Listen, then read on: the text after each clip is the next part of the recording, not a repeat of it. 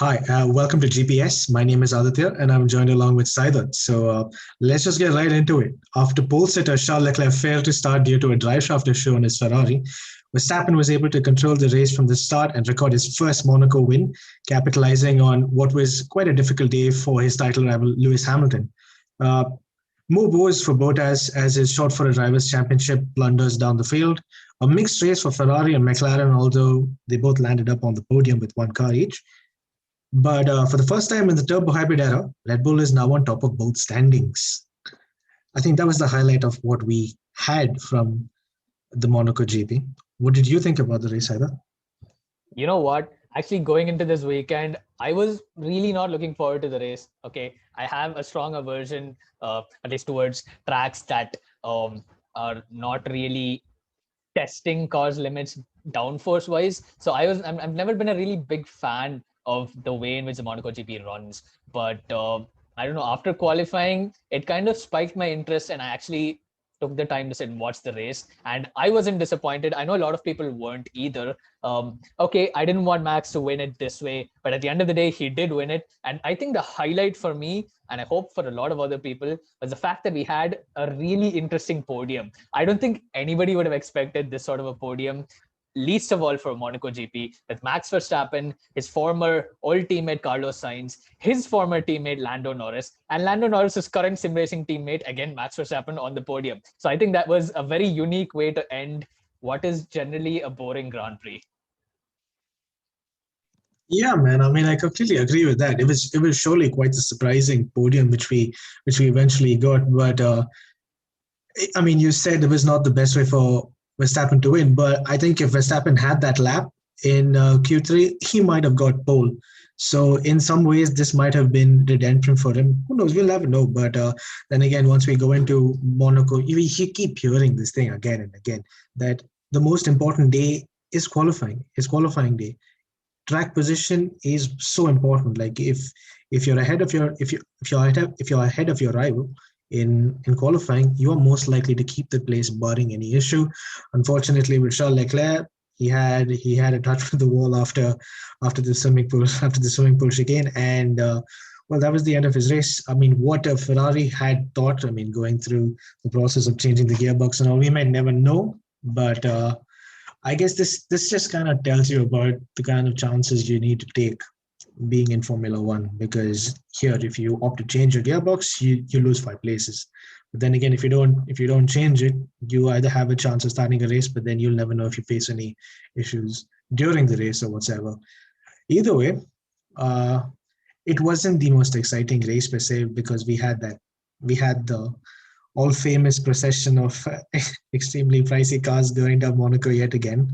But it's certainly a good day for Red Bull, as this is definitely going to keep their spirits up going into the next few rounds. And I definitely feel that Mercedes are going to come back so much more stronger heading into Baku and the rest of Europe.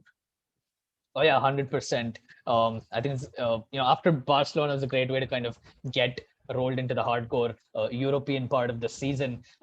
Yeah, but again, from Monaco, you're going to go to another street circuit, which is Baku. Again, a track that has not been the greatest for racing, at least in the beginning. But I think a couple of races there have been quite interesting. There's a lot of chaos. I think the one thing that really pulls a lot of excitement into a race like Baku is the fact that there's the safety car that could potentially come out due to a lot of unforeseen circumstances. In this case, I don't think it's unforeseen, because we know that something exciting is gonna happen on track.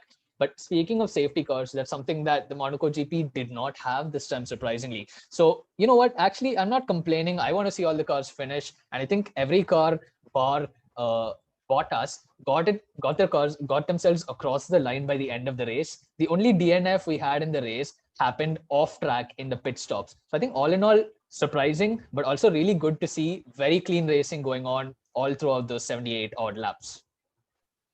Oh yeah, man! It's quite surprising to not see a safety car in the Monaco Grand Prix out of all the races which we have in the season. But yeah, surprisingly, very respectful racing from the bunch. I think as you said, the only two non-finishers we had were Charles Leclerc, who had a DNS, who did not start, and Valtteri Bottas, who had a tire issue in the pit lane. So I just heard that they haven't found out a way to take the wheel out of Bottas's car. So what they had to do was they had to ship the car back to Brackley, and then they had to figure it out. I mean, it's like Marcus Armstrong in Formula Two. The man just doesn't get a break, and I think with each uh, with each day that goes by, that Bottas can't capitalize on getting maximum points, not just from Verstappen or Lewis Hamilton. He just doesn't stand. He just doesn't stand a chance to have a hand on the World Drivers' Championship. And this is something that Verstappen is doing quite efficiently now. But things change very quickly in Formula One. You can never say never. We came into Monaco hoping that this is just going to be a regular procession, but come Saturday, we found that there was a Ferrari on pole, which was quite crazy. And then we thought there would be a safety car, but hey, you get what you pay for. But this is it. But moving on to Baku, I think things might shuffle quite a bit. As I think you told me that Ferrari may not be the fastest car Yeah, compared to what it was. I don't think so. I don't think they will be the fastest car over there. They had a good race in Monaco. I don't know. Maybe they need a little bit more power. Hopefully, whatever torque they're getting, whatever sort Agreed. of wheel gun Mercedes has used to actually put that wheel nut on the tire on the wheel. Maybe Ferrari would need a little bit of that torque to be added to their engine to get a little bit more of advantage in Baku, because there are long straights in Baku. You need to have a lot of power. It's again a drag race over there, especially since that is one of the longest, if not the longest straight. I don't know if it's that or Mexico, maybe Mexico by a small margin, but Baku has a very long straight. You need a powerful car, not so much Yeah, in aero, agreed. but you do need a very mechanically stable car through those sections. Something that Mercedes does have, but speculatively, a lot of people are saying that Red Bull is the one that's going to be dominant over there. So we really don't know. I think it's like on a knife edge at the moment, but it's still going to be Merc versus Red Bull. We're going to go back to that old battle once again when you get to Baku. I completely agree with that. I think with two long straights, one in the front and one in the back, and a lot of twisty turns, I think here you have uh, Mercedes, which is basically a train on rails. It just sticks, and then you have Red Bull, who is quite quite the aerostable car, which is going to outperform you in in the corner sections. So I think it's going to be quite interesting, but you'll never know. Some teams might just come out and pull a rabbit out of the bag. I think with Lando Norris just putting the McLaren in places where we don't expect. I mean, you come on Saturday and then you come to Saturday when you see a McLaren finishing down the order on free practice, and then here you go. Lando Norris is in the top five. The number three car of Daniel Ricciardo obviously has had quite a treacherous start to the 2021 season. But more importantly, I think Zach Brown has given him the time to get accustomed to the new car which he's driving, which is probably going to be more important considering that they would need a very strong team going into 2022 with the new formula and the new rule changes and whatnot.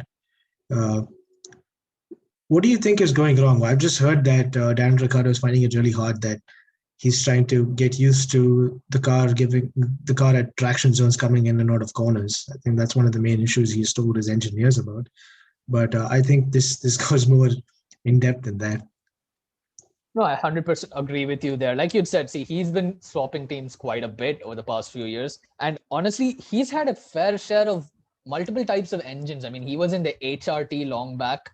That's where he started. And I think he probably used a Cosworth engine, I believe, back then. And then in the Toro Rosso, it was a Ferrari engine. Then he came to Red Bull. He was used to Renault. Then when he went to Renault, again, he was stuck with Renault. And now he's with the Mercedes engine. So he's had a wide range of different engines that he had to get used to. And this is something that actually we heard in the commentary yesterday as well during the Monaco GP, where I don't know, one of the commentators, I think they were talking to Carlos Sainz before the race, talking about, and Carlos told how every single car he gets into feels like a completely different category just because of the way these cars are feeling. They just feel completely different from one another, which actually is a really good sign. I'm going off on a bit of a tangent here, but I just want to add this. That's actually a really good sign. If you can see that every car is performing so differently, it just shows that each team is trying to reach the top formula, number one, Formula One, in different ways, which shows that there's a lot of innovation going on there. But who are the people who are actually paying the price on track? It seems like the drivers. It seems like Daniel Ricciardo really is struggling. That's not a bad thing, but he's going to have to adapt a lot. Now, why is Lando Norris doing a lot better? Well, I think the obvious answer for that is that Lando has been a part of this team for the past couple of years. Now that he's the lead driver in terms of R&D, he was the one that was helping in developing this car last year. So if McLaren's going to do anything, what I feel is they're going to let Daniel ride this year out, perhaps just trying to get as many points on board. But they'll be taking his inputs and Lando's inputs to get prepared for a completely new formula that's going to be coming into effect next year. So I don't know about Ricciardo's performance. He is struggling. I don't see him improving that much throughout the rest of the year. He's probably going to be focusing on next year as well. Sure. I mean, I think it's unfair to say that they're gonna rule out this year. Obviously, it's McLaren. They obviously stand a chance to have multiple chances where they can get points. But I think it's fair to say that this is just the beginning of the season. It's just race number 5. He's just trying to get in and get comfy with the water. But things might turn around when we go back to Europe. This, as you said, this is not the best indication of a driver. Daniel Ricciardo comes out on Saturday saying that he refuses to believe that he is so slow. And I think that's fundamentally true. He isn't this slow for a car that's doing that, because when we look at the race data for the car, we eventually find out that his times which he was doing on the hard tires were relatively closer or more or less the same to what the top runners were doing. So whether he had problems with a particular set of tires, or whether he had a particular problem with, let's say, traffic or anything like that, maybe that would have been something to talk about more. But as you said, this is only Monaco. But speaking about people who have capitalized the most out of this race, I think Aston Martin getting both the cars out of the points is quite crazy. Also, shout out to Alfa Romeo, who actually put up quite a big fight with Alpines at the bottom, getting the 1 and 2 points at 9 and 10 coming into the race. But I think a brilliant job by the Aston Martin crew to judge that pit stop to perfection. I think they saw Pierre Gasly and Lewis Hamilton battling it out. They saw the perfect opportunity so that they could overcut them, because they knew that there was traffic also on the way. 100%. A big improvement from Aston Martin. I wouldn't necessarily say that this is, again, a very good benchmark for whether they're really picking up the pace in outright performance, but definitely in pit stops, they have proved that they have a good set of strategists who can pull off, like you said, a brilliant overcut in this race, a defense to a very unlikely undercut, which I want to talk about a little bit.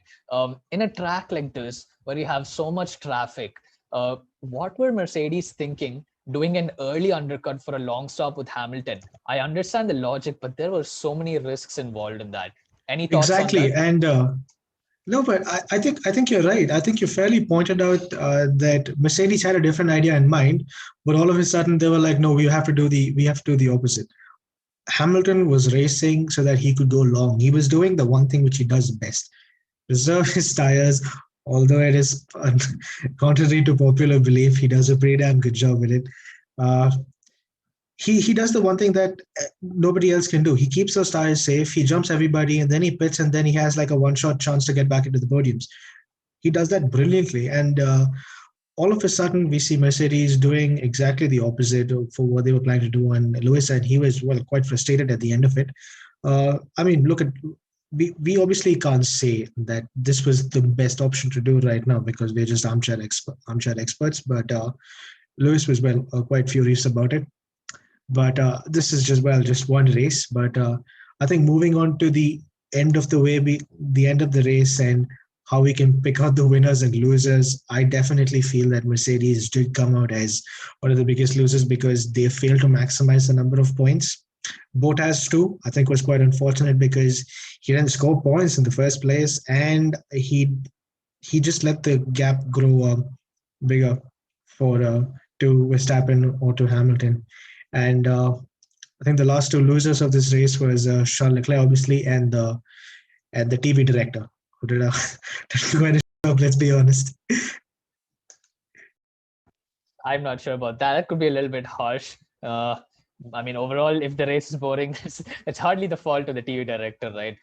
But Yeah, Bottas as well, man. You have to feel for him. Bad luck over there. We always say in any form of motorsport in general, you make or break your race in the pit stop, as it's become in the recent times. Speaking of a pit stop game, let's just give a quick, a quick little build up of what we can expect for for an episode later on this week. We have one of the most prestigious races coming up in the motorsport world, the Indy 500. So, Chaco, to conclude this episode, you want to give a little bit of a run up as to what to expect for the Indy 500 before we continue this perhaps in another more detailed episode? Uh, I don't think there is. I think to someone who is just getting into the American side of motorsport, I think Indy 500 is one of the most prestigious events on that side of the globe. Uh, Plus, it's got one of the most exciting, exciting parts of racing, which someone who doesn't have the enough knowledge to understand, because it involves so much things we don't see in Formula One, like fuel saving and tire saving and the drastic changes of temperature, which basically affects the races because of the various tire compounds which they have there, are obviously going to factor in.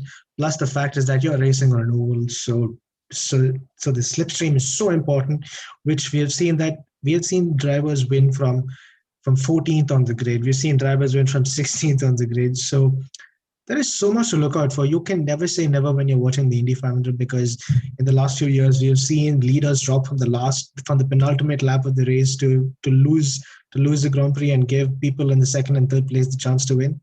And yeah, I think it's a very versatile field, which is more important. We've got a mix of LMP drivers, we've got Formula One drivers, we've got IndyCar drivers.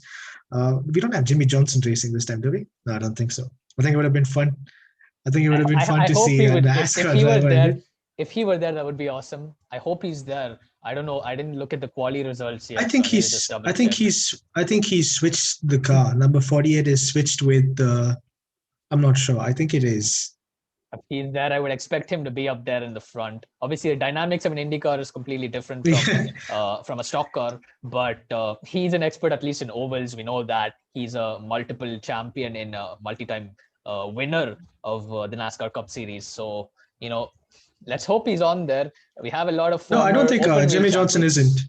He isn't Yeah, there. but Jimmy Oh, Johnson's not racing. Yeah, let's Jimmy take a Johnson's not point in. racing. I think somebody's taking over the number 48 car. I'm not sure who it is, but definitely something to look out for. And he was in the top nine, so that car is performing well. Also, the fact that Chip Ganassi has all four cars in the top nine, which is probably the most amazing sight. And Scott Dixon, who is the six-time champion of the series, he's starting from pole. But it's not like Monaco. Let's keep that clear. Anyone can win this race, and that's what makes it so exciting. Uh, so yeah, definitely looking forward to what Indy can bring. A good way to end the month of May. The Awesome, only way awesome. to end the month of May.